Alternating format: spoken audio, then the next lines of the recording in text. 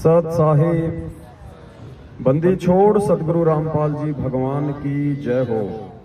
परमपिता परमात्मा सारी सृष्टि के रचनहार, कुल मालिक, असंख्य ब्रह्मांडों के स्वामी, तीनों लोकों में प्रवेश करके सबका भरण पोषण करने वाले एकमात्र जगत गुरु संत श्रोमणी सतगुरु रामपाल जी परमेश्वर जी के चरण कमल में आज दिनांक 17 मार्च 2022 किशनगढ़ साध संगति में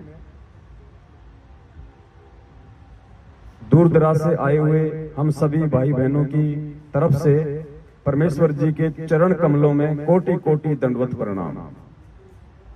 परमपिता परमेश्वर जी के आशीर्वाद से, उनकी सत प्रेरणा से 3 दिवसीय साध संगति का आयोजन राजस्थान के इस अजमेर जिले के किशनगढ़ में रामनेर की ढाणी के पास भगत रामदेव दास फौजी जी के खेत पे रखा जाना था। सारी तैयारियां हो चुकी थी। गुरुदेव के आशीर्वाद से भगत भाई बहनों के लिए नाश्ते की भी तैयारियां की जा चुकी थी। जो भी जरूरत का सामान था परमात्मा ने इकट्ठा अपने बच्चों को निमित्त बना के करवा दिया था। लेकिन पुण्यात्माओं, हम काल के लोक में हैं और इस काल के जाल को, इसकी चाल को इस पूरी पृथ्वी पे 8.5 अरब की जनसंख्या में से यदि कोई समझ सकता है, या यूं कह लीजिए कि परमपिता परमेश्वर जी ने यदि किसी को सद्बुद्धि बख्शी है तो वो केवल चंद सत्सेवक भाई बहन हैं, जो आज अपने परमेश्वर के संकेतों को, उनके इशारों को समझ के काल के जाल को समझते हुए अपनी भक्ति और मर्यादाओं को बचाते हुए आज संघर्षरत हैं।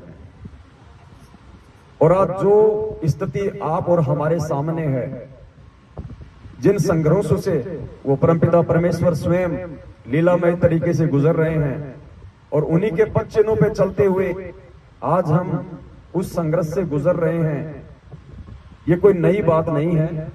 हजारों साल पहले वर्तमान समय की भविष्यवाणियां हो चुकी हैं उस परमेश्वर के विषय में और उस परमेश्वर के संपर्क में आने वाले उन हंस आत्माओं के विषय में। वरना हम एक ही गुरु के शिष्य हैं, उन्होंने समान रूप से हमें ज्ञान दिया, फिर भला ये विरोध क्यों, किस बात का विरोध? आज दुनिया में जितने भी संत और पंथ हैं, भले ही अपने किन्हीं भी कारणों के चलते उनमें 2 ग्रुप हैं, 3 ग्रुप हैं, लेकिन भक्ति भाव को लेकर आपस में कोई विरोध नहीं। दुनिया का ये पहला पंथ है यथार्थ 13वां कबीर पंथ, जो कि सन 1994 से परमपिता परमेश्वर सतगुरु रामपाल जी भगवान ने शुरू किया। आज इस पंथ में ऐसा क्यों? ये सारी बातें जब हमारे समझ में आएंगी तो पता चलेगा कि इस पृथ्वी पे उस काल भगवान और उस परमपिता परमात्मा के बीच ये सूक्ष्म युद्ध है। हमारे भाइयों ने हमारे ही उस कार्यक्रम को रोका। हालांकि एक बहुत बड़ी विडंबना है, लेकिन परमेश्वर के ज्ञान आधार से हम इन चीजों को समझ सकते हैं कि ऐसा क्यों हो रहा है। फिर भी बाकी भाई बहनों को विश्वास दिलाने के लिए कि ऐसा क्यों हुआ है और ऐसा क्यों हो रहा है, हम बाइबल की एक भविष्यवाणी को लेकर चलेंगे। क्योंकि हमारे जो ईसाई भाई हैं उनको भी यथार्थ रूप में इस बात का नहीं पता है कि बाइबल की भविष्यवाणियां वर्तमान समय में किसके लिए हैं। वो सोचते हैं कि हमारे जो मसीह हैं, जो आने वाले हैं, जो अभी आए नहीं हैं, ये उनके लिए हैं। लेकिन उन नादानों को नहीं पता है कि वो रियल मसीह, जिसे तुम ईसा मसीह मानते हो और जिसकी उम्मीद में आज तुम रुके हुए हो, वो 8 सितंबर 1951 को गांव धनाना, जिला सोनीपत, हरियाणा में संत रामपाल जी महाराज के रूप में धरती पे प्रकट हो चुका है। और काफी समय से, लगभग 27-28 वर्षों से इस आध्यात्मिक क्षेत्र में अपनी आत्माओं को जगा रहा है। आज आपको बाइबल के एक पास्टर का 8 मिनट का वीडियो है। हालांकि वो ज्यादातर भविष्यवाणियों को लेके ही अपना वीडियो बनाते हैं और बहुत सारे उनके वीडियो इतने सटीक बैठते हैं जो हमें ये विश्वास दिलाएंगे कि आज वर्तमान में सतगुरुदेव जी आप और हमारे को सामने खड़ा करके जो संघर्ष करवा रहे हैं, वो संघर्ष उनके आशीर्वाद बिना संभव नहीं है। ये भविष्यवाणियों के अकॉर्डिंग हो रहा है। आप और हम कोई अपनी मर्जी से नहीं कर रहे ये सब कुछ। ये साध संगति उस परमपिता परमेश्वर के मिशन का एक मुख्य हिस्सा है। ये साध संगतियां 4 युगों में नहीं होती हैं, क्योंकि 4 युगों में परमात्मा ने जीव आत्माओं को इतनी बहुसंख्या में पार नहीं करना होता है। वो मोक्ष का समय नहीं होता है। केवल कलयुग की पिछली पीढ़ी में ही परमात्मा अपने सत्संगों के साथ साथ साध संगतियों की दया बख्शते हैं। गोरखनाथ के समय 650 साल पहले जब परमेश्वर ने ज्ञान गोष्ठी की थी, उस समय परमेश्वर ने अपनी एक वाणी में कहा था कि गुरु का वचन साध की संगत अजर अमर घर पावे, कहे कबीर सुनो रे गोरख हम सबको तत्व लखावे।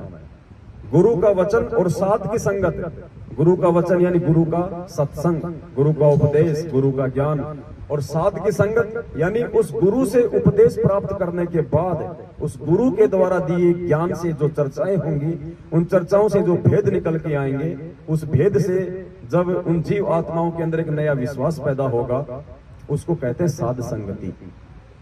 और भी कई जगह परमात्मा ने जिक्र किया हुआ है, साध संगति से भेद जो पाया परमेश्वर रामपाल जी महाराज ने सफल बनाया।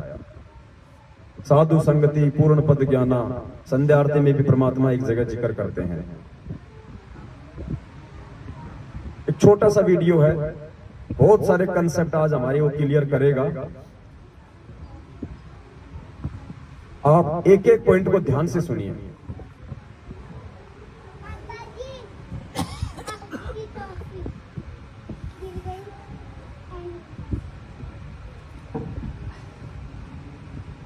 से ऐसा पता चलता है कि यीशु मसीह के आगमन के पहले बात हो रही है इस पास्टर भाई के द्वारा कि ईसा मसीह के आगमन से पहले पुण्यात्माओं यहां जो स्थिति है वो पूज्य गुरुदेव जी के बारे में बताई जा रही है। क्योंकि असली मसीह का मतलब होता है मालिक, रब, गॉड, सबका भगवान, उसको कहते हैं मसीह। और ईसा उनका नाम था, लेकिन हकीकत से ये लोग अपरिचित हैं, सृष्टि रचना से ये लोग अपरिचित हैं, इसलिए ये केवल एक तुक्का सा मारते हैं कि हमारे जो ईसा मसीह जी थे वो वापस आने वाले हैं। लेकिन वो तो परमेश्वर ने आज हमें समझा रखा कि कौन वापस आने वाला है। तो इनके एक एक वचन को आप जी ध्यान से सुनिएगा। ये कह रहे हैं कि ईसा मसीह के आगमन से पहले, आगमन बोले तो सतगुरु रामपाल जी भगवान के इसार जेल से बाहर आने से पहले से ऐसा पता चलता है कि यीशु मसीह के आगमन के पहले वह बहुसंख्यक लोगों को वचन के विरुद्ध और आत्मा के विरुद्ध खड़ा करेगा। कौन खड़ा करेगा?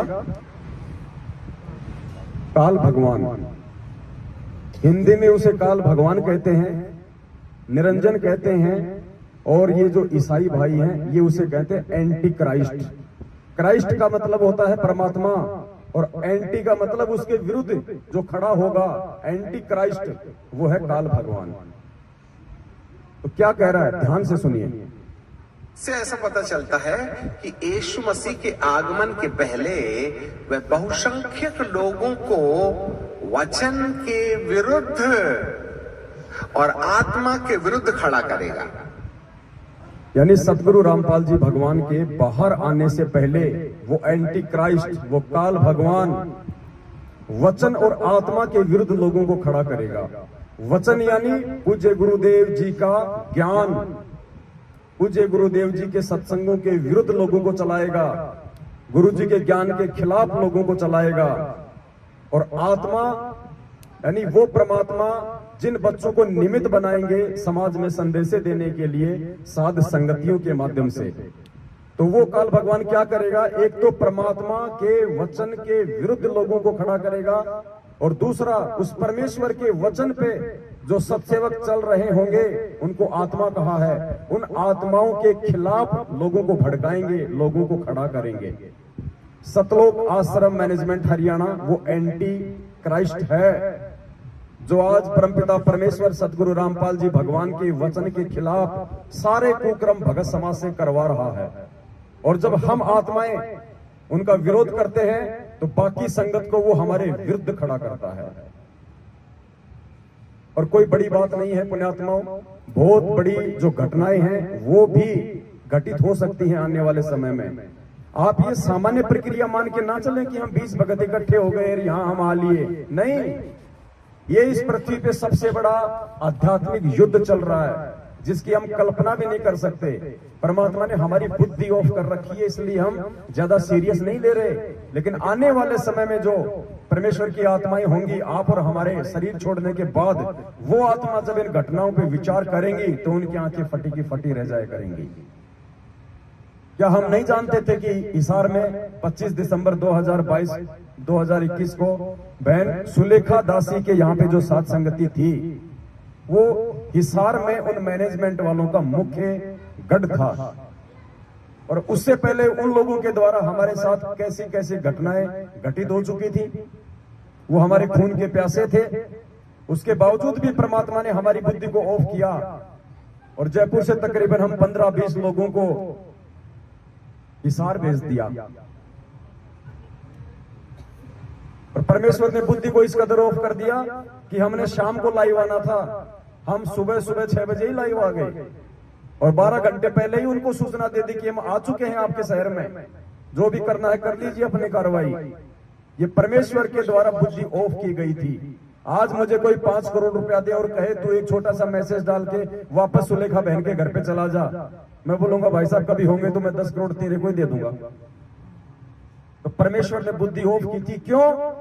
परमात्मा ने हमारे अंदर और एक नया विश्वास जागृत करने के लिए, संगत को और ज्यादा जगाने के लिए। शायद उस घटना के माध्यम से हजारों की संख्या में भाई बहनों की आंखें खुली हैं, और वो भाई बहन जो साथ संगति में आ रहे थे, रास्ते में थे, जब उनको कैंसिलेशन का पता चला और वो वापस गए, उनका विश्वास और ज्यादा इस परमेश्वर के ऊपर दृढ़ हुआ कि वास्तव में ये सतलोक आश्रम मैनेजमेंट हरियाणा काल भगवान का एजेंट है। ये नहीं चाहता कि इस पृथ्वी पे शांति हो जाए, ये नहीं चाहता कि ये भक्त आत्माएं उस परमेश्वर को प्राप्त करने योग्य हो जाए।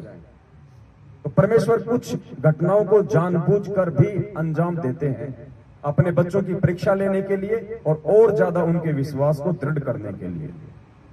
तो वर्तमान में जो घटनाएं घट रही हैं सामान्य घटनाएं नहीं है। चाहते तो हम भी एक नामदान केंद्र लेके बैठ जाते, चाहते तो हम भी संगत को इसी प्रकार से ज्योति पाठ और दान के नाम पे लूटकर एक धार्मिक जो धंधा इन लोगों ने बना रखा उसमें इनके सहयोगी हो जाते और अपने कर्म फोड़ते रहते। हम क्यों संघर्ष कर रहे हैं? हम क्यों इनके जैसे नहीं हो सकते? हम क्यों इनके साथ गाली गलौज नहीं करते जैसा ये करते हैं? हम क्यों इनके साथ मारपीट नहीं करते जैसा ये लोग करते हैं? इनके जैसे हमारे आचार विचार और व्यवहार क्यों नहीं है? सतगुरुदेव जी के प्रति हमारी जो सोच है, जो समर्पण है, जो भाव है, वो उनके जैसे क्यों नहीं है? क्योंकि परमेश्वर ने आप और हमारे को चुन लिया है। गोता मारो स्वर्ग में जा बैठू पाताल, गरीब दास ढूंढता फिरूं अपने हीरे मोती लाल। अगर परमेश्वर ने सभी को पार करना होता, सभी के लिए परमात्मा यहाँ आते, तो ये वाणी ना कहते कि मैं खाली हीरे मोती लाल के लिए आता हूँ, कंकड़ पत्थर के लिए परमात्मा नहीं आता। तो परमेश्वर की शरण में आने के बाद भी इन लोगों का आचरण बता रहा है कि ये अभी भी कंकड़ और पत्थर की श्रेणी में है। तो आज ये छोटा सा वीडियो हमें बहुत कुछ समझाएगा। तो इस वीडियो में कहा गया है कि उसके आने से पहले, उस परमेश्वर के, उस मसीह के आगमन से पहले, जेल से बाहर आने से पहले क्या क्या घटनाएं घटित होंगी। आज आपको ये वीडियो ध्यान से सुनने की आवश्यकता है और उतना ही जागरूक भी रहने की। से ऐसा पता चलता है कि यीशु मसीह के आगमन के पहले वह बहुसंख्यक लोगों को वचन के विरुद्ध और आत्मा के विरुद्ध खड़ा करेगा।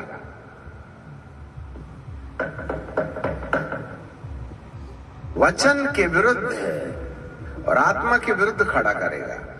अब आगे ये बताएगा कि वचन क्या है और आत्मा क्या है। वचन है वो परमात्मा, वचन है उस परमात्मा का सत्संग, वचन है उस परमात्मा की शिक्षा, और आत्मा वो आत्माएं जो आप यहां बैठे हुए हैं, सत्सेवक जिनको परमेश्वर ने निमित्त बना रखा है।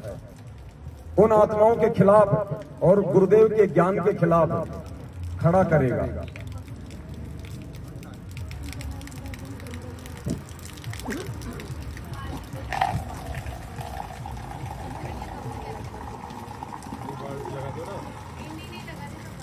बहुत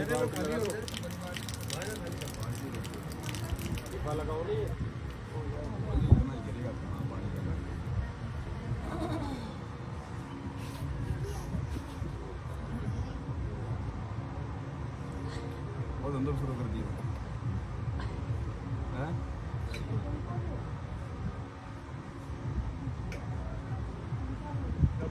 वीडियो ध्यान से सुनना।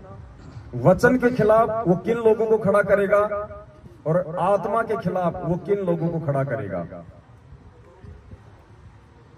वचन के खिलाफ वो सांसारिक लोगों को खड़ा करेगा, जगत वालों को परमात्मा के खिलाफ खड़ा करेगा, और आत्मा के खिलाफ संगत को खड़ा करेगा, अंदर वालों को खड़ा करेगा। और आज यही स्थिति है। आप हरियाणा चले जाइए, आप देश में कहीं भी चला जाइए, किसी भी संत का जिक्र कर दीजिए, कोई दिक्कत नहीं, किसी को कोई परेशानी नहीं।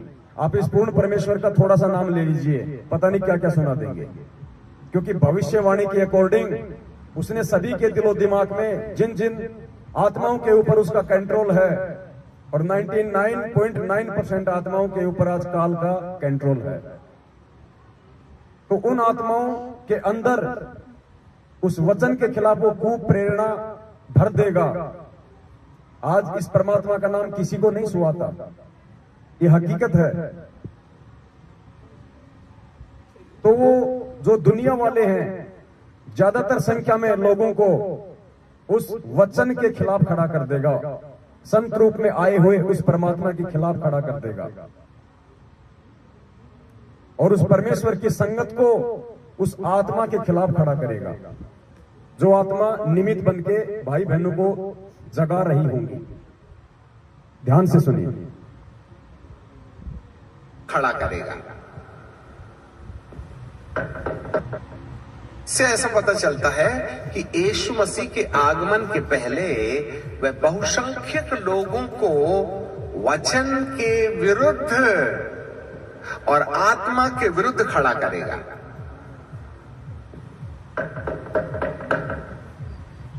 वचन के विरुद्ध और आत्मा के विरुद्ध खड़ा करेगा। वचन के विरुद्ध अन्य जाति लोग खड़े हो जाएंगे और आत्मा के विरुद्ध अंदर के लोग खड़े हो जाएंगे। लिसन मी केयरफुली, क्योंकि बाहर वालों को पवित्र आत्मा के मामले में कोई आइडिया नहीं है। बाहर वालों को पवित्र आत्मा के मामले में कोई आइडिया नहीं, यानी जो जगत वाले हैं उनको सात संगतियों से कोई लेना देना नहीं, उनको सत्सेवकों के विषय में कोई जानकारी, कोई लेना देना नहीं। सत्सेवक और सात संगतियों के विषय में यदि किसी को जानकारी है तो संगत को है, तो वो संगत वालों को खड़ा करेगा सात संगतियों के विरुद्ध। जैसे 700 भक्तों को गुमराह करके अजमेर के एसपी को परसों ज्ञापन देने के लिए उसने खड़ा कर दिया, हिसार में खड़ा कर दिया, मध्य प्रदेश में खड़ा कर दिया 500 लोगों को सात संगति रुकवाने के लिए, क्योंकि संगत वालों को जानकारी है कि वो पवित्र आत्माएं कौन है, ये सात संगतियां क्या हैं, ये सत्सेवक क्या है, जगत वालों को नहीं पता है। इसलिए उस पवित्र आत्मा यानी उन सत्सेवकों के खिलाफ वो अंदर वालों को खड़ा करेगा, संगत वालों को, और परमात्मा के खिलाफ बाहर वालों को। वचन के विरुद्ध अन्य जाति लोग खड़े हो जाएंगे और आत्मा के विरुद्ध अंदर के लोग खड़े हो जाएंगे। लिसन मी केयरफुली, क्योंकि बाहर वालों को पवित्र आत्मा के मामले में कोई आइडिया नहीं है। आइडिया तो हम अंदर वालों को है जो विश्वास करते हैं। इसलिए आत्मा की खिलाफत कलीसिया के अंदर होगी और वचन।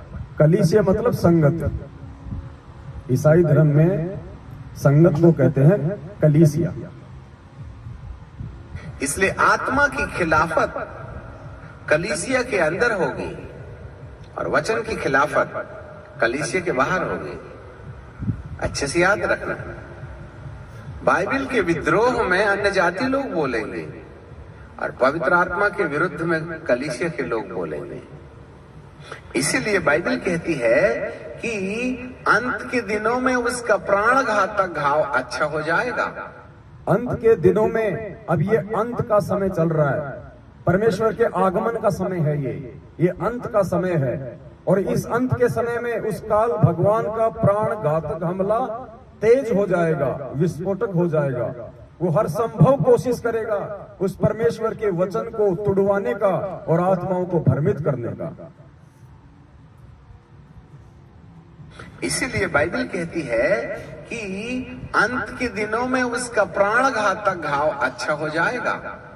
इससे ऐसे पता चलता है कि पवित्र आत्मा के द्वारा आने वाले बदलाव के विरुद्ध कलीसियाओं के अंदर में बाइबल ज्ञानी विश्वासी कहीं ना कहीं किसी गैर आत्मा के कब्जे में जाकर पवित्र आत्मा का विद्रोह करने लगेंगे।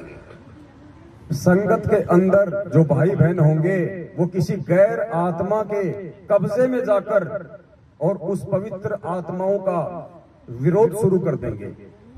कौन सी पवित्र आत्माएं?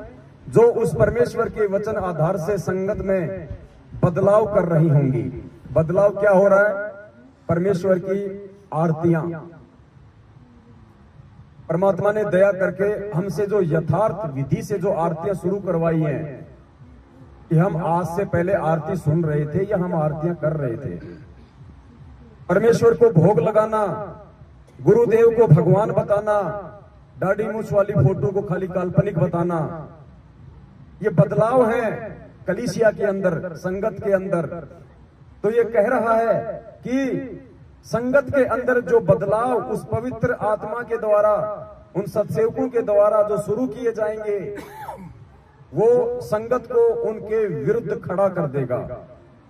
ध्यान से सुनिए। कलीसियाओं के अंदर के द्वारा कि अंत के दिनों में उसका प्राण घातक घाव अच्छा हो जाएगा।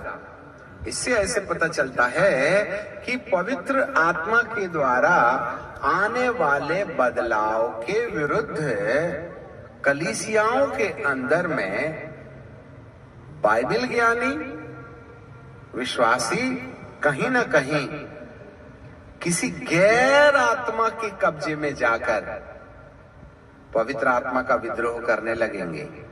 ये कोऑर्डिनेटर, ये नामदान संचालक, गुरुदेव का छोटा कलयुगी भाई महेंद्र, गुरुदेव के बेटा बेटी, भाई बंधु, रिश्तेदार, जवाई, ये सब गैर आत्माएं हैं। ये काल के कब्जे में, एंटी क्राइस्ट के कब्जे में, और संगत इनके कंट्रोल में आके उस बदलाव को स्वीकार नहीं करेंगी।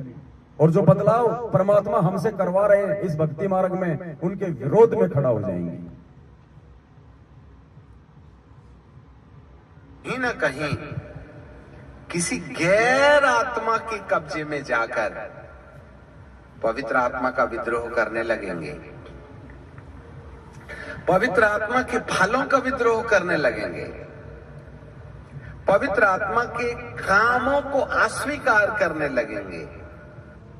जो भी बदलाव परमात्मा करवा रहे हैं, अब 7 संगतियों की परमात्मा ने शुरुआत करवाई, तो देखिए सीधे सीधे तौर पे ये लोग भयंकर रूप से हमारे विरोध में आ गए हैं। राजस्थान के डीजी को डायरेक्ट लेटर दिया गया है संगत को गुमराह करके भीड़ दिखा के। राजस्थान के डीजीपी ने अजमेर के एसपी को लेटर भेजा कार्रवाई के लिए। अजमेर के एसपी साहब ने किशनगढ़ के डिप्टी साहब को लेटर भेजा। डिप्टी साहब ने थाने को तलब किया। भगत रामदेव दास जी के पास में फोन आया। हम तीनों भाई डिप्टी ऑफिस गए। कजोड़ जी के पास जयपुर फोन गया। ये सब कुछ इन भविष्यवाणियों के अकॉर्डिंग उस बदलाव को रोकने के लिए, क्योंकि एंटी क्राइस्ट, उस काल भगवान को ये डर है कि कहीं ये आत्मा जाग ना जाए, उस परमेश्वर को पहचान ना लें। इनके अंदर जो प्यार, प्रेम, एक दूसरे के साथ विनम्र अधीनता के साथ जो मिलने जुलने की प्रक्रिया शुरू हो रही है, ये कहीं फल फूल ना जाए, मेरा साम्राज्य खाली ना हो जाए। इस चिंता में उसने उन पवित्र आत्माओं के खिलाफ अपने दूतों को निमित्त बना के संगत को भड़काना शुरू कर दिया, संगत को खड़ा कर दिया उसके विरोध में। ध्यान से सुनिए वीडियो का एक एक शब्द। मैं बाइबल ज्ञानी विश्वासी कहीं ना कहीं किसी गैर आत्मा के कब्जे में जाकर पवित्र आत्मा का विद्रोह करने लगेंगे, पवित्र आत्मा के फलों का विद्रोह करने लगेंगे, पवित्र आत्मा के कामों को अस्वीकार करने लगेंगे। और जो लोग पवित्र आत्मा के काम को बढ़ावा देते हैं, जो लोग सत्सेवकों के काम को बढ़ावा देते हैं, उनके साथ क्या होगा? आत्मा के कामों को अस्वीकार करने लगेंगे। और जो लोग पवित्र आत्मा के काम को बढ़ावा देते हैं, उनके विरुद्ध खड़े हो जाएंगे। That is the work of the demon, the Antichrist. याद रखिएगा। और जिन जिन कलीसियाओं के अंदर में पवित्र आत्मा के काम का विद्रोह किया जाता है, ये विद्रोह मनुष्य के द्वारा नहीं होता। ये जो विद्रोह आप और हमारा जो किया जा रहा है संगत में, सात संगतियों को रुकवाने का, ये कह रहा है कि ये मनुष्य के द्वारा नहीं है। कोई ये ना समझे कि वो कोऑर्डिनेटर अपनी तरफ से कर रहा है, वो नामदान संचालक अपनी तरफ से कर रहा है, गुरुदेव के परिवार वाले अपनी तरफ से ये पीले पर्चे निकाल रहे हैं। नहीं, उस काल के दबाव में, क्योंकि इनकी बुद्धि मर्यादा टूटने के चलते उसके कंट्रोल में है। जैसा वो इनको प्रेरणा करेगा, उस आधार से अब ये सारे उल्टे कुक्रम करेंगे। The Antichrist. याद रखिएगा। और जिन जिन कलीसियाओं के अंदर में पवित्र आत्मा के काम का विद्रोह किया जाता है, ये विद्रोह मनुष्य के द्वारा नहीं होता और ना ही उनकी सूझबूझ के द्वारा होता है, परंतु कोई गैर आत्मा, जिसको ख्रिस्त विरोधी आत्मा कहते हैं, उनके माथे पर आ बैठती है और वे उस आत्मा के नियंत्रण में जाने के बाद पवित्र आत्मा के काम की खिलाफत करने लगते हैं। और एक व्यक्ति के अंदर पवित्र आत्मा के काम को जितना ज्यादा बुझाया जा सकता है, अंधकार की सफलता इसी में है। अंधकार की सफलता इसी में है, यानी काल की सफलता इसी में है कि उन पवित्र आत्माओं के खिलाफ जितना हो सके उतना संगत को भड़का दिया जाए। एक भगत को भी यदि सात संगति से दूर कर दिया जाए तो ये कह रहा है कि उस अंधकार का काम हो जाएगा, शैतान का काम हो जाएगा। क्योंकि परमात्मा ने क्या बताया कि ये एक एक आत्मा के लिए लड़ाई लड़ता है। जब कबीर परमात्मा 650 साल पहले मगर से लीला करके सहशरीर सतलोक जा रहे थे, तो काल ने दुर्गा जी को सामने खड़ा कर दिया और क्या कहा परमात्मा ने कि कीन्या मगर पियाना, सतगुरु कीन्या मगर पियाना। कितना परमेश्वर को तोड़ने का काम किया गया, कैसे कैसे लोभ और लालच दिए गए, एक आम व्यक्ति समझ के, एक आम साधक समझ के, यानी एक एक आत्मा के लिए पूरी जोर से ये लड़ाई लड़ता है। उस आत्मा के नियंत्रण में जाने के बाद पवित्र आत्मा के काम की खिलाफत करने लगते हैं। और एक व्यक्ति के अंदर पवित्र आत्मा के काम को जितना ज्यादा बुझाया जा सकता है, अंधकार की सफलता इसी में है। Pin point. इसी के विषय में सावधान रहना है कि कोई तुम्हारे अंदर पवित्र आत्मा के काम को ना मिटकाए, न प्रेम, न आनंद, न मेल, न धीरज, न कृपा, न भलाई, न विश्वास, न नम्रता और न ही संयम। ये सारे के सारे गुण आज आपको सत्सेवकों में देखने को मिल सकते हैं। हमारे अन्य भगत भाई बहन जो उन दुष्ट आत्माओं के कंट्रोल में हैं, उनमें इनमें से एक भी गुण आपको नहीं मिलेगा। प्रेम, आनंद, मेल। अब आज हम भाई बहन हैं, क्या हमने किसी की जाति पूछी है? क्या हमने कोई किसी को ये कहा कि तुम कहां से आए हो, तुम कौन सी जाति में हो, तुम्हारा क्या गोत्र है, तुम यहां पे कब तक रहोगे? कुछ नहीं पूछते, क्योंकि परमेश्वर ने हमें एक चीज सिखा दी कि जीव हमारी जाति है, मानव धर्म हमारा, हिंदू मुस्लिम सिख ईसाई धर्म नहीं कोई न्यारा। परमेश्वर ने हमारे को प्यार करना सिखाया है, प्रेम करना सिखाया है, एक दूसरे का सहयोग करना सिखाया है। हर संभव कोई भी कोशिश करके इस परमेश्वर के मिशन को आगे बढ़ाया जाए, ये सिखाया है। हमारी तरफ से किसी भी की आत्मा को जरा सी भी ठेस ना लगे, ये परमात्मा ने सिखाया है। तो जो 9 ये गुण हैं, ये केवल आपको सत्सेवकों में देखने को मिलेंगे, साध संगतियों में मिलेंगे। और ये 9 गुण और आत्माओं के अंदर ना प्रवेश हो, इसके लिए वो एंटी क्राइस्ट इस सतलोक आश्रम मैनेजमेंट हरियाणा के माथे पे बैठ के और सारे उल्टे कर्म करवा रहा है, साध संगतियां रुकवा रहा है, ताकि परमेश्वर का मार्ग आगे ना बढ़े। ये आत्मा आपस में मेल जोल के साथ ना रहें, एक दूसरे से ना मिले, इनका प्यार प्रेम आगे ना बढ़े, परमात्मा में इनका विश्वास ना बढ़े। हमारे अंदर पवित्र आत्मा के काम को ना मिटकाए, न प्रेम, न आनंद, न मेल, न धीरज, न कृपा, न भलाई, न विश्वास, न नम्रता और न ही संयम।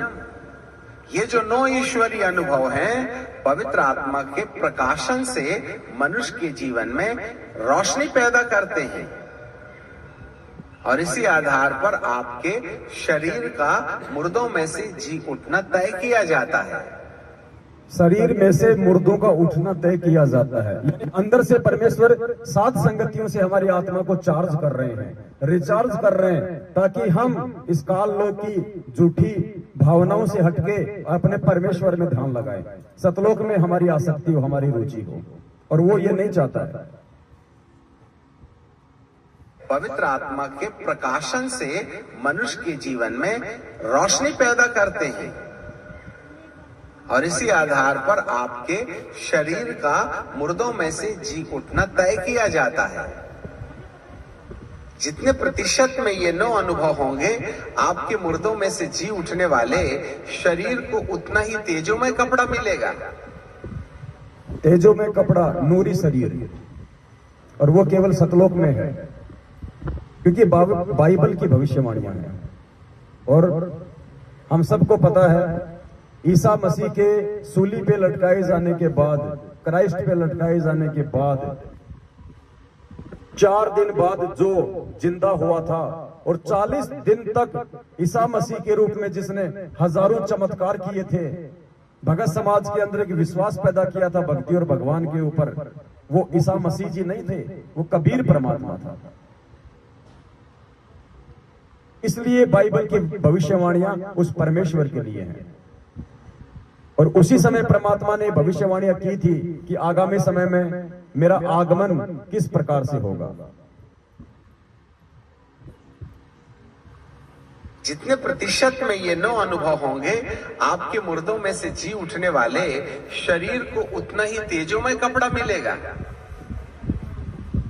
और कलीसिया जितनी तेजस्वी होगी, शैतान का उतना ही जरा जोर से ड्रम बजेगा। कलीसिया जितनी तेजी से जागेगी, शैतान का उतना ही ज्यादा ड्रम बजेगा। संगत जितनी तेजी से जागेगी साथ संगतियों से, काल भगवान का उतना ही ड्रम बजेगा।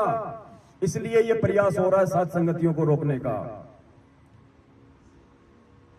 पुण्यात्माओं, आज की रात या जहां जहां भी साथ संगतियां होंगी, परमेश्वर आप और हमें निमित्त बना के, आप यकीन करना परमेश्वर की विशेष दृष्टि उस जगह पे होगी।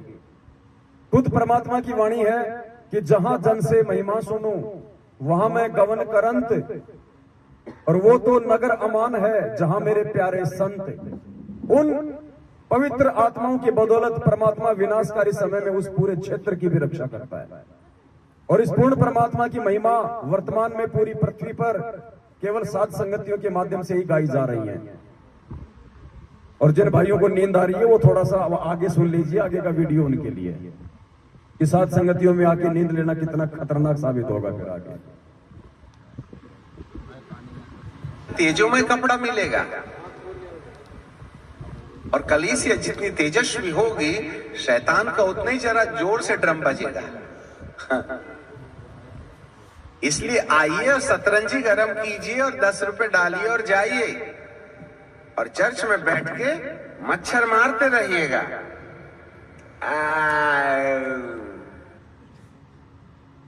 ये भविष्यवाणियां हैं और भविष्यवाणियां कोड वर्ड में होती हैं। और परमात्मा कहते हैं, कहे कबीर कृपया कर जन पर जो की त्यों समझाई, सब सुमरे अपने अनुमाना तो गति समझना। इसलिए आइए 10 रुपए डालिए जो ये भाषा बोल रहा है, ये भाषा कहां बोल रहा है? ये नकली आश्रम जो खोल दिए गए हैं, मुंडका, भिवानी, सिंहपुरा, जहां जहां भी गरीबदास जी के बोध दिवस के नाम पे 3 दिन का पाठ रख दिया, कबीर जी के प्रकट दिवस के नाम पे 3 दिन का पाठ रख दिया, कबीर जी के प्रस्थान दिवस के नाम पे 3 दिन का पाठ रख दिया। आइए 10 रुपए डालिए और बस मजे लीजिए। ध्यान से सुनना इसको, और मच्छर मारते रहिए। शरीर को उतना ही तेजोमय कपड़ा मिलेगा और कलीसिया जितनी तेजस्वी होगी, शैतान का उतना ही जरा जोर से ड्रम बजेगा। इसलिए आइए और सतरंजी गरम कीजिए और 10 रुपए डालिए और जाइए और चर्च में बैठ के मच्छर मारते रहिएगा। चर्च यानी ये आश्रम, उसमें बैठ के मच्छर मारते रहो, कुछ नहीं मिलना जुलना वहां। अमर्यादित लोग बैठे वहां पे, अनाधिकारी लोग बैठे हैं, पाठ के नाम पे ठग रहे हैं। बस तुम उसमें 10 रुपया डालो, यानी 10 रुपया मतलब दान।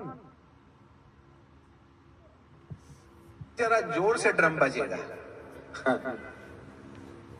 इसलिए आइए और सतरंजी गरम कीजिए और 10 रुपए डालिए और जाइए और चर्च में बैठ के मच्छर मारते रहिएगा और चले जाइएगा। बहुत से लोगों को चर्च के अंदर आए कि 5-7 मिनट क्या गुजरा, एक गीत के बाद में अच्छी खासी नींद आने लगती है।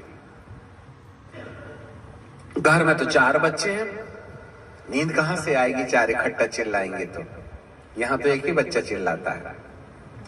इसलिए चर्च में नींद आने की सबसे अच्छी सुविधा है। इसलिए सात संगतियों में नींद आती भाई, क्योंकि यहाँ पे परमात्मा की चर्चा है और नींद उसी आत्मा को आएगी जिसके ऊपर काल का प्रभाव ज्यादा है, विकारों का प्रभाव ज्यादा है। वरना सात संगति में तो नींद उड़ जानी चाहिए। और यहाँ भी अगर किसी को नींद आती है तो सोच लीजिए कितनी कमजोरी में है। हम यहाँ सोने के लिए नहीं आते हैं, सोने के लिए हमारा घर है ना, पूरे महीने सोते हैं। अरे एक रात नहीं जाग सकते हम, 2 रात नहीं जाग सकते, दिन में सो लो। दिन में क्या काम, कौन से गुलगुले उतारते हैं भाई? नहाओ धो खाओ, मालिक को भोग लगाओ और सो। लेकिन नहीं, वो रात को सुलाएगा, क्योंकि चर्चा रात को होगी, दृढ़ता रात को आनी है, विश्वास रात को पैदा होना है। तो 4 बच्चे हैं, क्या गुजरा, एक गीत के बाद में अच्छी खासी नींद आने लगती है। घर में तो 4 बच्चे हैं, नींद कहां से आएगी? 4 इकट्ठा चिल्लाएंगे तो। यहां तो एक ही बच्चा चिल्लाता है। इसलिए चर्च में नींद आने की सबसे अच्छी सुविधा है। सावधान, जो लोग प्रभु के भवन में निंद्रा की दशा में चले जाते हैं, आपको छुटकारे के लिए दुआ करना चाहिए।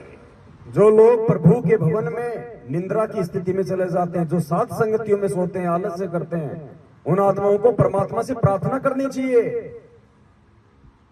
दुआ करनी चाहिए परमात्मा से दंडवत करके कि परमेश्वर दास या दासी पे रजा बख्शो मालिक, आपके वचन हमारे को सुनने को मिले।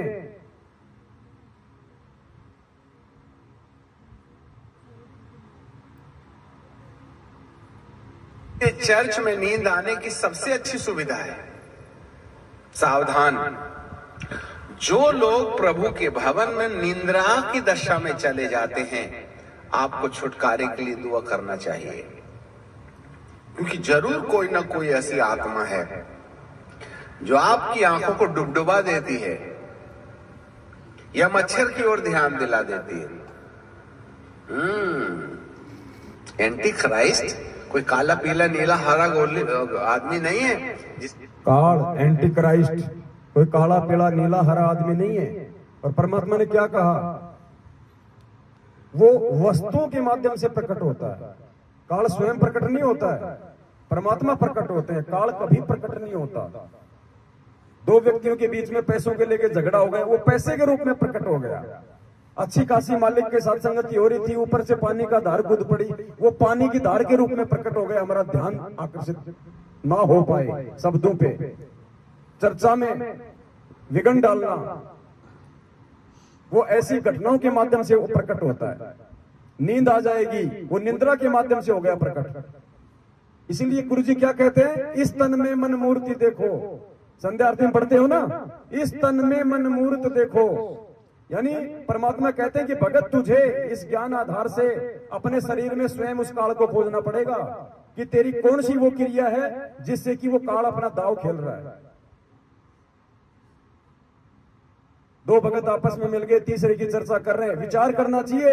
वो निंदा के रूप में काल प्रकट हो रहा है, दोनों के कर्म फोड़ रहा है। सत्संग सुनते समय नींद आ रही है, मंत्र करते समय नींद आ रहे हैं, वो काल प्रकट हो रहा है आलस्य के रूप में। इस तन में मन मूर्त देखो, क्योंकि शरीर में है ना काल का वास, परमात्मा का भी इसी में वास है।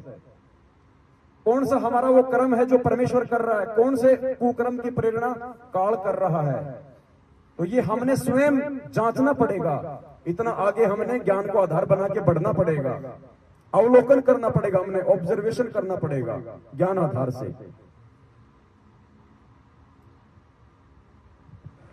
जो आपकी आंखों को डुबडुबा देती है या मच्छर की ओर ध्यान दिला देती है। एंटी क्राइस्ट कोई काला पीला नीला हरा आदमी नहीं है जिसके सींग होंगे, बड़े बड़े दांत होंगे, उल्टे पैर होंगे, गाल में बाल होंगे। वरन व्यक्ति वस्तु स्थिति के अंदर में वह हमें पवित्र आत्मा की प्रति बेपरवाह लापरवाह करके आपके जीवन के अंदर में ईश्वरीय आचरण नहीं आना चाहिए, इस प्रयास में वो लगा रहेगा, जिससे कि तुम्हारा पुनरुत्थान ना होवे, जिससे कि तुम्हारा पुनरुत्थान ना होवे। Hallelujah, praise the Lord. यही है ख्रिस्त विरोधी आत्मा। सावधान रहो, धार्मिकता का त्याग हो जाएगा। अर्थात जब लोग वचन के अनुसार चलने से अपने आप को इनकार कर देंगे, जब लोग वचन के अनुसार चलने से अपने आप को इनकार कर देंगे। आज 90% संगत जो मैनेजमेंट के कब्जे में है, उन्होंने इनकार कर दिया है गुरुजी के ज्ञान आधार से चलने से, गुरुजी के वचन अनुसार चलने से। कब कहा परमात्मा ने दोगली राजनीति करो, कब कहा परमात्मा ने आरक्षण के लिए लोगों की लड़ाई में उनका साथ दो, कब कहा परमात्मा ने गैंगस्टरों की सीबीआई जांच का साथ दो, उनकी रैली और धरनों में जाओ, उनको 5-5 लाख रुपए का चंदा दो। कब कहा परमात्मा ने आरक्षण में 16-16 लाख का चंदा दो। कब कहा परमात्मा ने तुम देह दान करो, रक्त दान करो, पिंड प्राण जिन दीने दाना, गरीबदास जाको कुर्बाना।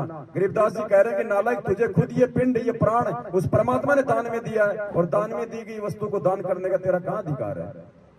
लेकिन वो भटकाएगा, वो भरमाएगा, वो शंका पैदा करेगा, वो तोड़ेगा, उसका यही काम है।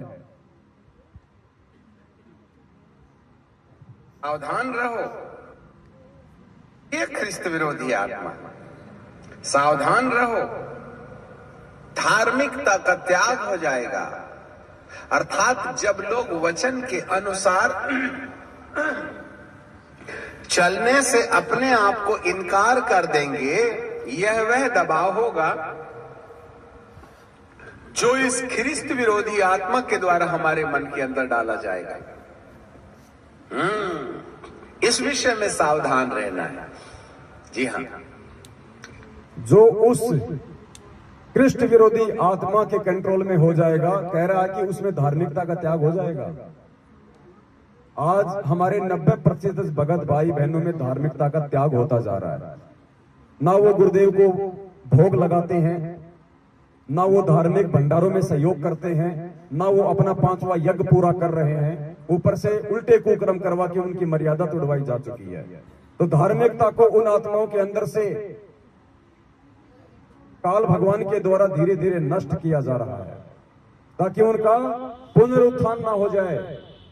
पुनरुत्थान का मतलब, एक बार परमात्मा 650 साल पहले आए थे, हमें मिले थे, हम अपना उत्थान नहीं कर पाए, नहीं करवा पाए। आज हमारे को परमात्मा ने पुनः मौका दिया उत्थान का, पुनरुत्थान का, क्योंकि भविष्यवाणियां तो पिछली पीढ़ी के लिए है ना। तो आज हमारा पुनरुत्थान होना है, और वो नहीं चाहता कि इनका पुनरुत्थान हो, ये आगे बढ़े। जो इस ख्रिस्त विरोधी आत्मा के द्वारा हमारे मन के अंदर डाला जाएगा। इस विषय में सावधान रहना है। जी हाँ, अब आपके पास एक प्रश्न है, हम में से कितने ऐसे हैं वो वचन की आज्ञाओं को ध्यान रखते हैं? नंबर 2, नंबर 1, हम में से ऐसे कितने हैं जो वचन की आज्ञाओं का ध्यान रखते हैं? सिर्फ सत्सेवक हैं, बाकी तो सब गुरु जी का वचन तोड़ के बैठे हैं, कोई ध्यान नहीं रखता ना।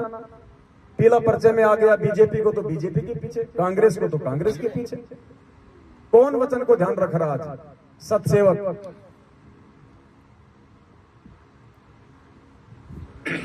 हम में से कितने ऐसे हैं वो वचन की आज्ञाओं को ध्यान रखते हैं? नंबर 2, पवित्र आत्मा के संपर्क में बने रहते हैं। नंबर 2, पवित्र आत्मा के संपर्क में बने रहते हैं, यानी सत्सेवकों के संपर्क में बने रहते हैं। यानी ऐसे कितने हैं जो साथ संगतियों से जुड़े हैं? नंबर 2, पवित्र आत्मा के संपर्क में बने रहते हैं। नंबर 3, पवित्र आत्मा को वचन के अनुसार हमारा जीवन बदलने की अनुमति देते हैं।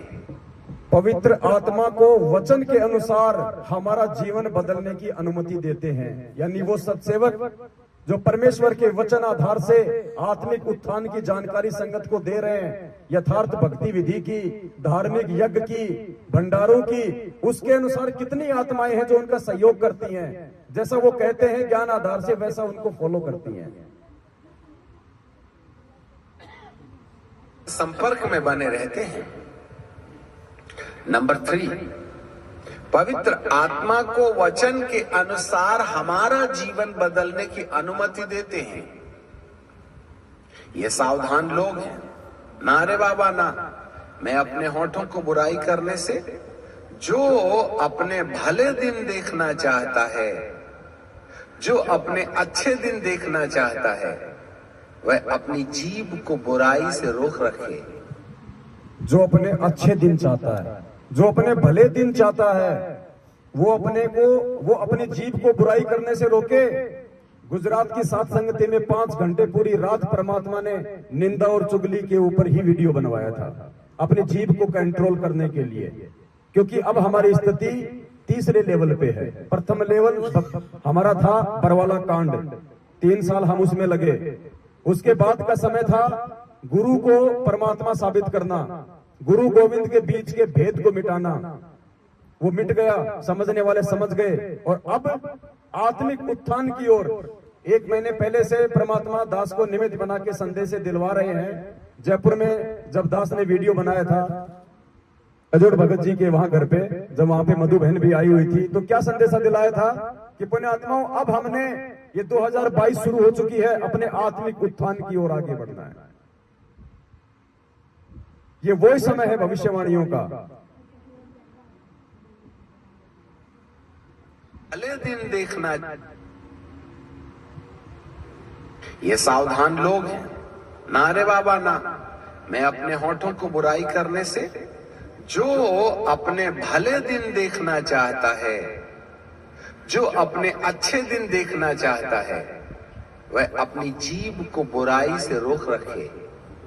इसका मतलब है बुराई करने वाला अपने पैर में कुल्हाड़ा मारता है और खुद ही ऑटो रिक्शा में हॉस्पिटल जाता है। रामचंद्र जी भी उसी परमात्मा का बच्चा, लेकिन देख लो कहां पहुंच गया, सात संगतियों से दूर हट के। ये सर्वविदित है, वापस आने की स्थिति में नहीं है। ये भविष्यवाणियां हैं, ये कोई बच्चों ने नहीं लिखी हैं, ये परमात्मा ने लिखवाई है। और आगे चल के ऐसी आत्माएं हजारों वर्ष जब ये भक्ति चलेगी तो ये एग्जाम्पल के रूप में रहेंगी। साधु सज्जन सोना टूट जुड़े सो बार, दुर्जन कुंभ कुम्हार के एक धक्के दरार। गुरुद्रोही की उपाधि, गुरुद्रोही का उदाहरण संजय दिल्ली वाला ले बैठा। राग द्वेष और ईर्ष्या का उदाहरण रामचंद्र ले बैठा। षड्यंत्रकारी और धोखेबाजी का उदाहरण सतलोक आश्रम मैनेजमेंट हरियाणा ले बैठा।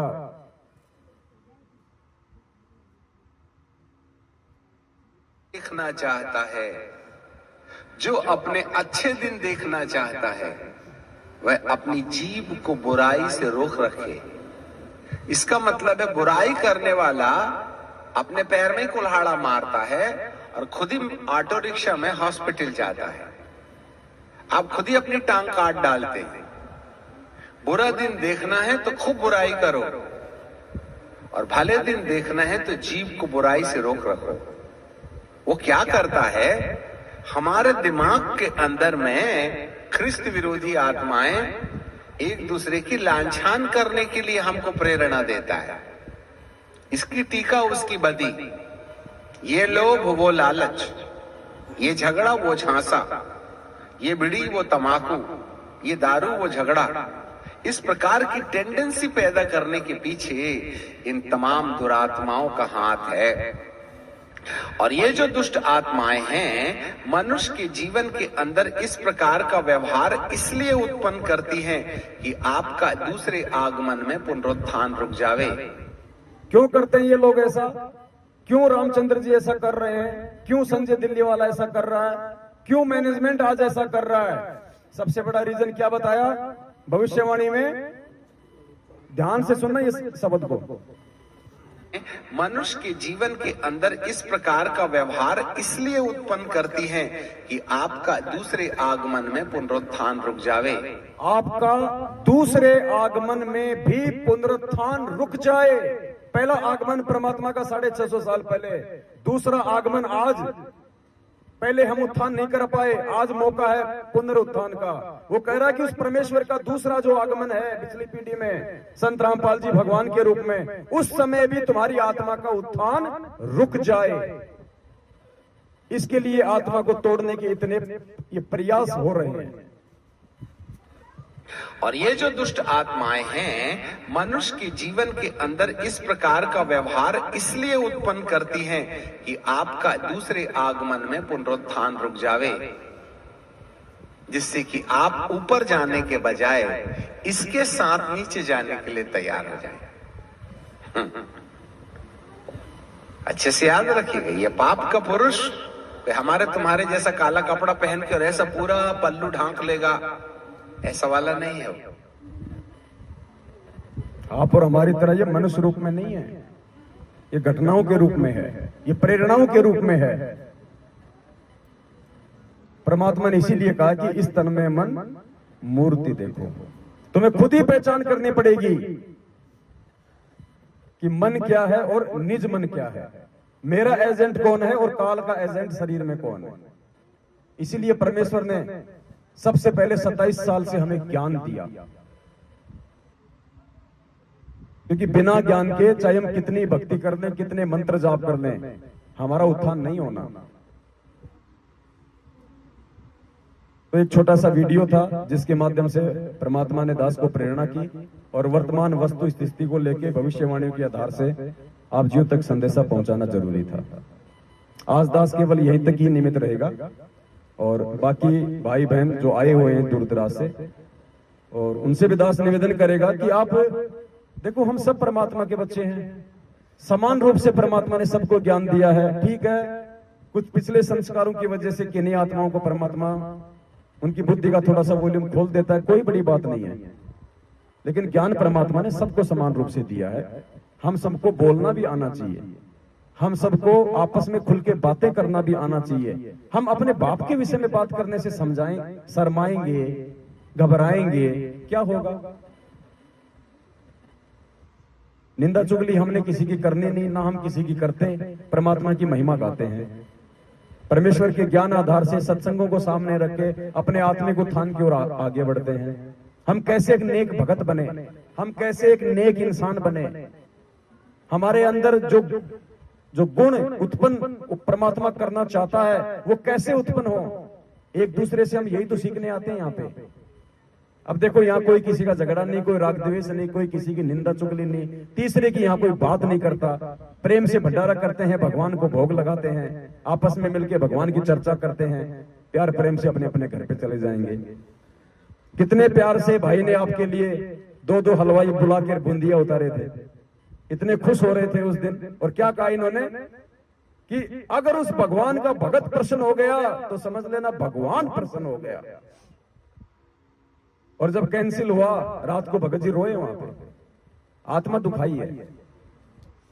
ये इनके नीचे गिरने के कर्म हैं। और इसी प्रकार से परमात्मा हमें ऊपर उठाएंगे धर्म की बेल के सहारे।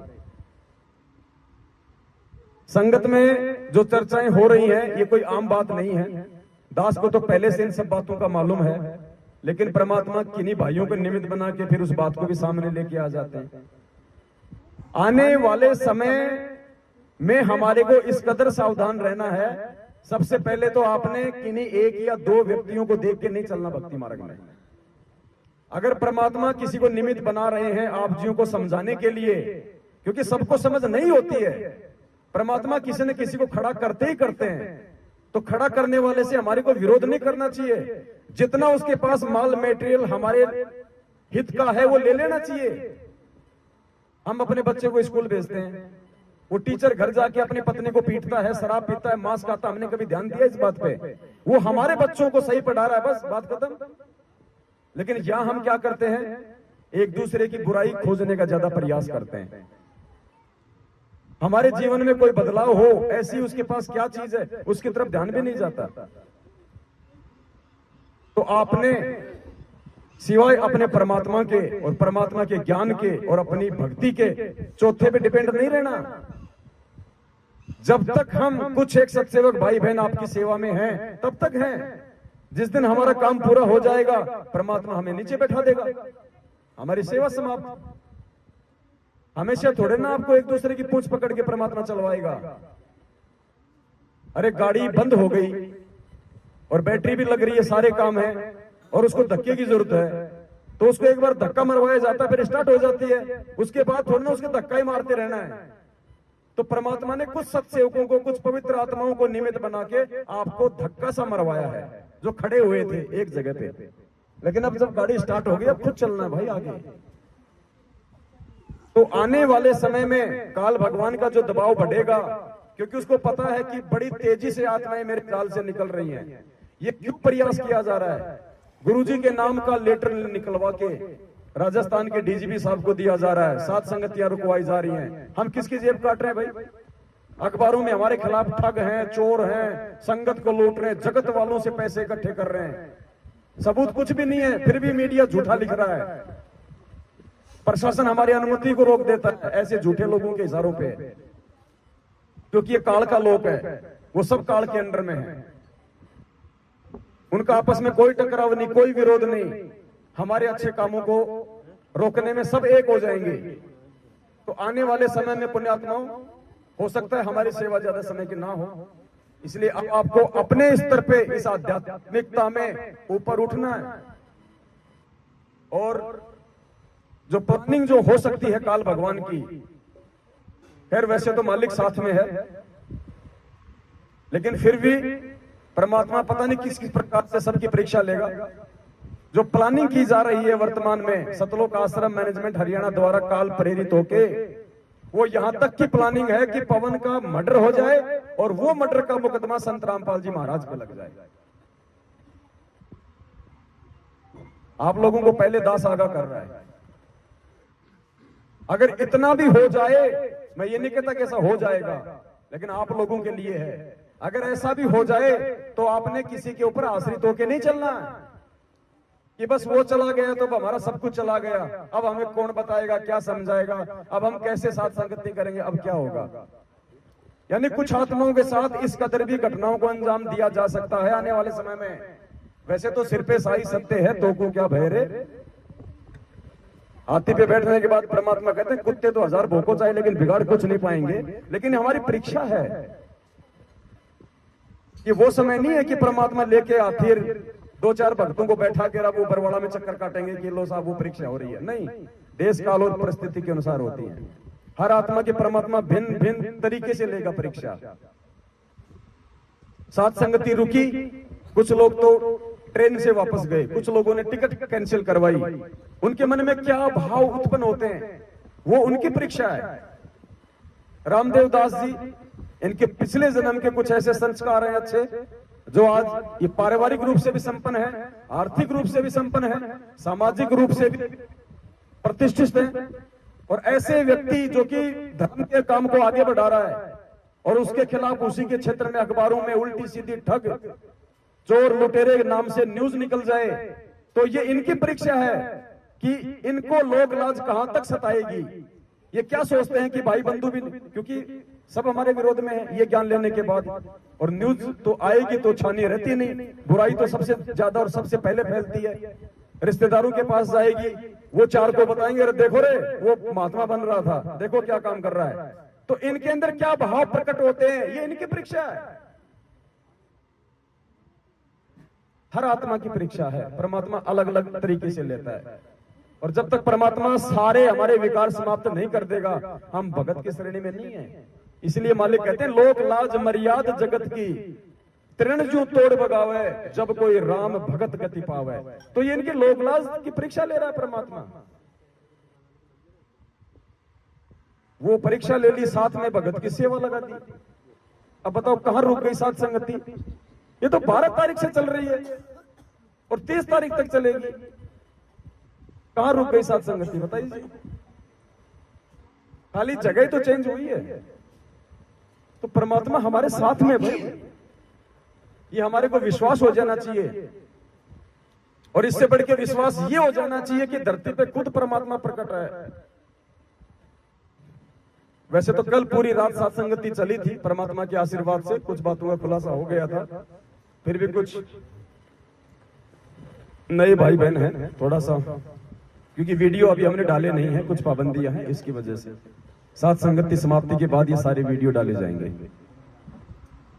तो भाई धरती पे परमात्मा प्रकट है।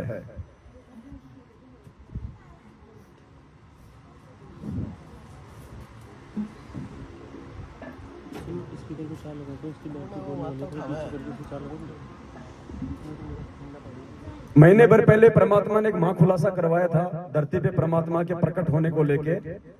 एक जो शब्द था कि भाई अर्धरात्रि बीत गई, सौपन में दिखे घनश्याम, इंद्र दमन एक मंदिर बनवा दे, जगन्नाथ हो जिसका नाम। फिर आगे इसमें छुआछात को लेके परमात्मा ने किया, और फिर क्या कहा, इतनी जल्दी सच साहेब आ रही है ना अभी, तो इसको लगा। तो उस शब्द के माध्यम से परमात्मा ने यह साबित करवाया था कि धरती पे आज वही कब्र परमात्मा संत रामपाल जी भगवान के रूप में प्रकट है।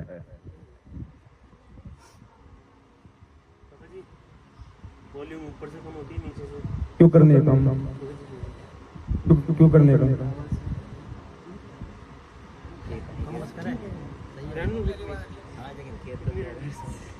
ये तो 2 घंटे से कितनी तो है।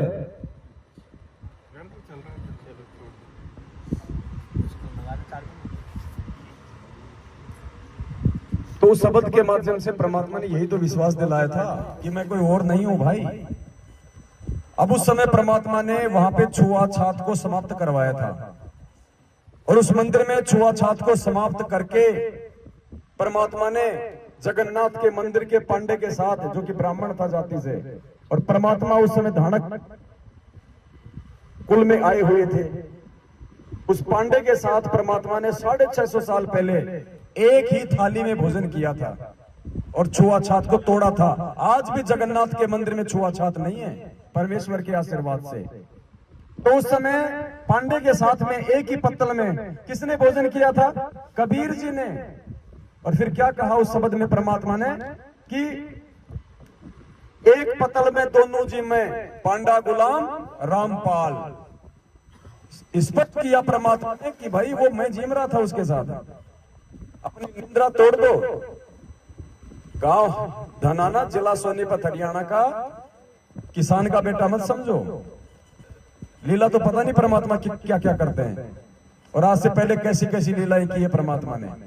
गुरुदेव ने बताया कि द्रौपदी को आगामी संकट से बचाने के लिए, उससे दान लेने के लिए भगवान ने अंधे की लीला की, कोई पहचान नहीं सका उसको। तो ऐसा ही एक महाप्रमाण आज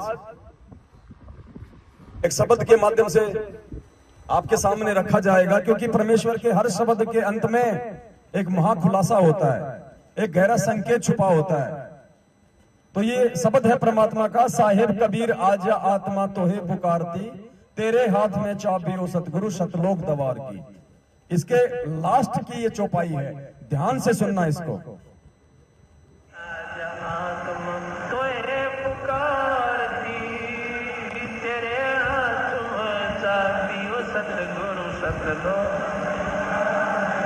गोरखनाथ रिद्धि सिद्धि में भूला नहीं समाव, मुर्दे तक को जीवित करते काल भक्ति दरडावे। 650 साल पहले कबीर परमेश्वर जी के साथ में गोरखनाथ जी की ज्ञान गोष्ठी हुई थी। सुना ना आप लोगों ने गुरुदेव जी के सत्संग में? सुना है ना? दोनों की ज्ञान गोष्ठी हुई और परमेश्वर ने उनको ज्ञान में भी हराया और उनको सिद्धि में भी हराया। उसके बाद में क्या किया गोरखनाथ जी ने? दीक्षा ली थी कबीर परमात्मा से, कबीर जी उनके सतगुरु बने। अब वो कबीर जी कौन थे उस समय? गोरखनाथ को किसने दीक्षा दी थी उस समय? अभी शब्द में ध्यान से सुनना। फिर गोरखनाथ रिद्धि सिद्धि में फूला नहीं समावे, मुर्दे तक को जिंदा करके यो काल भक्ति दरड़ावे। उसके बाद सुनना फिर गोरखनाथ ने किससे दीक्षा ली थी, किसको अपना गुरु बनाया था। गोरखनाथ रिद्धि सिद्धि में फूला नहीं समावे, मुर्दे तक को जिंदा कर दे काल भक्ति दरड़ावे। रामपाल सतगुरु की शरणा पावे, डोरी मकर तार की। किसकी शरणा पाई थी? रामपाल सतगुरु की शरणा पावे, डोरी मकर तार की। उनको सतनाम तक दिया था परमात्मा ने।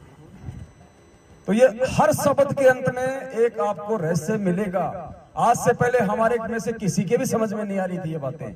हम हजारों बार इन शब्दों को सुन चुके थे, आज भी सुन रहे थे, लेकिन ना मेरे समझ में आ रही थी ना आपकी समझ में आ रही थी, क्योंकि परमात्मा ने हम सबकी बुद्धि ऑफ कर रखी थी। जब वो तक वो ठीक का समय नहीं आता, परमात्मा बुद्धि ओपन नहीं करता। आज जितने भी आध्यात्मिक रहस्य परमात्मा ने पिछले समय से प्रकट करवाए हैं, ये आज ही क्यों करवाए सारे? क्योंकि ये वो समय आ गया कि हम इस परमात्मा की पहचान कर लें।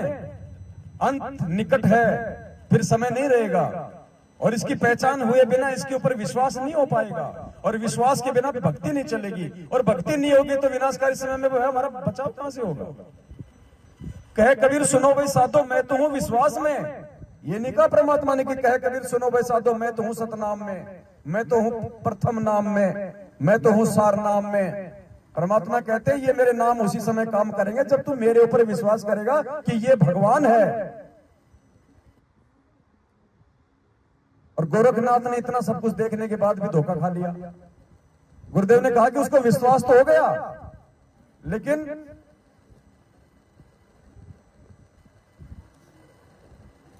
और फिर वो धोखा खा गया।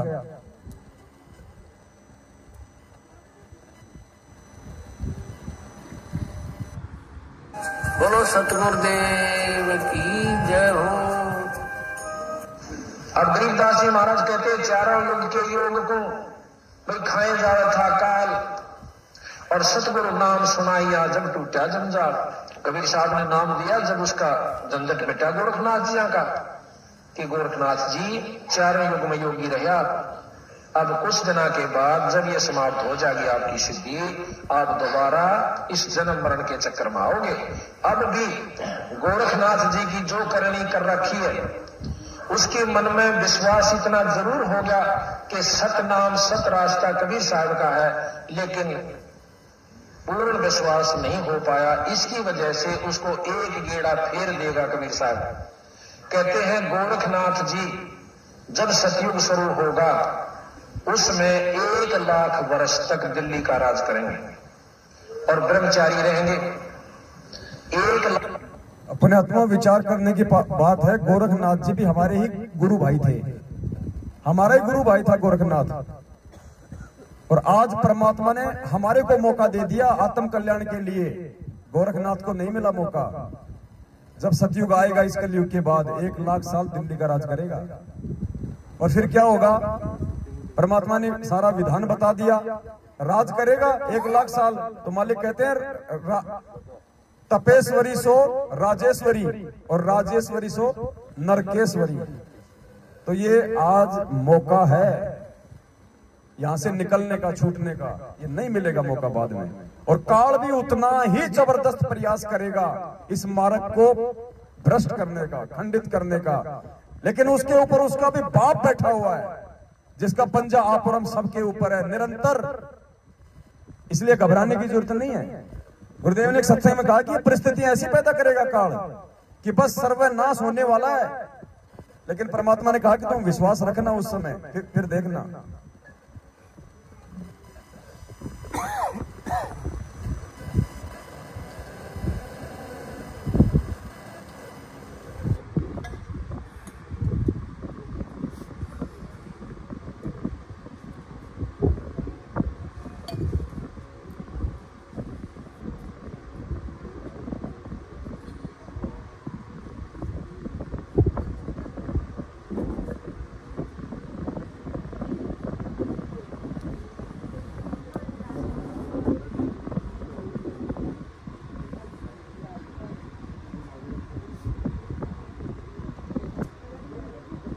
देखो क्या कह रहे हैं परमात्मा, इतना विश्वास करना पड़ेगा गुरुदेव पे।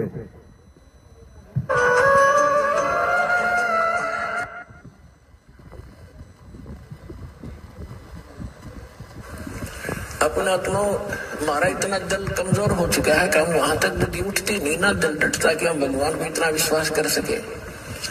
जैसे कहते हैं कि तुलसी बिरुआ बाग में शीतत भी मुरझावे, राम भरोसे जो रहे वो पर्वत पर लहरावे। तुलसी बिरवा बाग में सींचत भी मुरझावे, राम भरोसे जो चले वो पर्वत पे। आज ये बिरवा कौन है जो सोचता है कि मेरी हर प्रकार से सिंचाई हो रही है? मैं तो मुंडका भी जाता हूं, मैं तो सिंहपुरा भी जाता हूं, मैं तो रोहतक भी जाता हूं, मैं तो नामदान केंद्र पे भी जाता हूं, मैं तो तारीख पे भी चक्कर काटता हूं, मैं तो ज्योति पाठ का पैसा भी करता हूं, मैं तो जैसा ये लोग कहते हैं वो आदेश मानता हूं, पीला पर्चा भी मानता हूं। कबीर बिरवा बाग में सींचत भी मुरझावे, उसके बाद भी वो 90% बिरवे मुरझा रहे हैं। अकाल मृत्यु हो रही है उनकी, सर्वनाश हो रहा है उनके साथ में, घर घर में झगड़ा उनके, परमात्मा से दूर होते जा रहे हैं।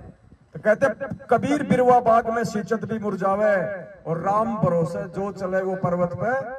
आप और हम हैं जो अपने सदगुरु के भरोसे चल रहे हैं, राम के भरोसे चल रहे हैं। हम ना तो नामदान केंद्र पे जाते, ना हम फर्जी आश्रमों में जाते, ना हम किसी को ज्योति पाठ और दान का पैसा देते, ना हम किसी के पीले पर्चे मानते, और फिर भी परमात्मा दिन दोगुनी रात चौगुनी हमारे को आध्यात्मिक और सांसारिक बरकत दे रहा है। क्यों? क्योंकि हम राम भरोसे हैं।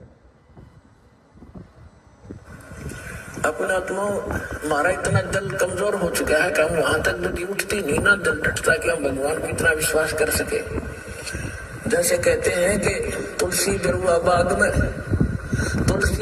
बाग में सींचत भी मुरझावे, राम भरोसे जो रहे वो पर्वत पर लहरावे। बगीचे के अंदर बूटा लगा दिया, पौधा लगा दिया, सिंचाई करते करते खत्म हो जाता है, मुरझा जाता है। राम भरोसे पर्वत के ऊपर कोई संभालने वाला नहीं, कोई सिंचाई करनिया नहीं।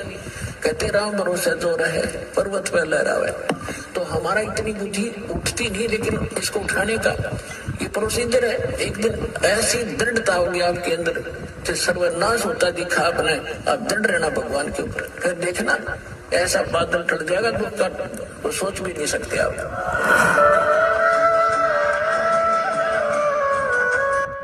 तो बात यहाँ पे आती है दृढ़ता की, और ये दृढ़ता बिना विश्वास के नहीं आ सकती, और ये विश्वास बिना सतगुरुदेव जी के सत्संगों के नहीं आ सकती, और बिना साध संगति के ये सत्संग समझ में नहीं आ सकते। ये परमेश्वर का ज्ञान गीता जी से भी ज्यादा कोडवर्ड में है। अगर इतना आसान होता तो गरीबदास जी का ग्रंथ यही था 3 साल से, हर कोई उसको खोल के बैठ जाता। किसी ने एक वाणी का शरणार्थ भी ढंग से नहीं किया आज तक। तो भाई ये परमात्मा है जो आप और हमें मिला हुआ है। अब इतना ज्ञान देने के बाद, शिक्षित करने के बाद, पिछली पीढ़ी में जन्म देने के बाद, अब ये खुल के छाती फाड़ के नहीं दिखाएगा हनुमान की तरह कि मैं ही हूं। इतनी बुद्धि विवेक हमारे अंदर भी होनी चाहिए। अब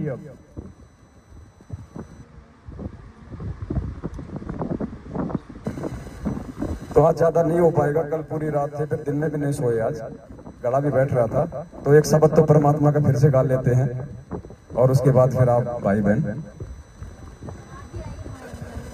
हाँ, सत साहिब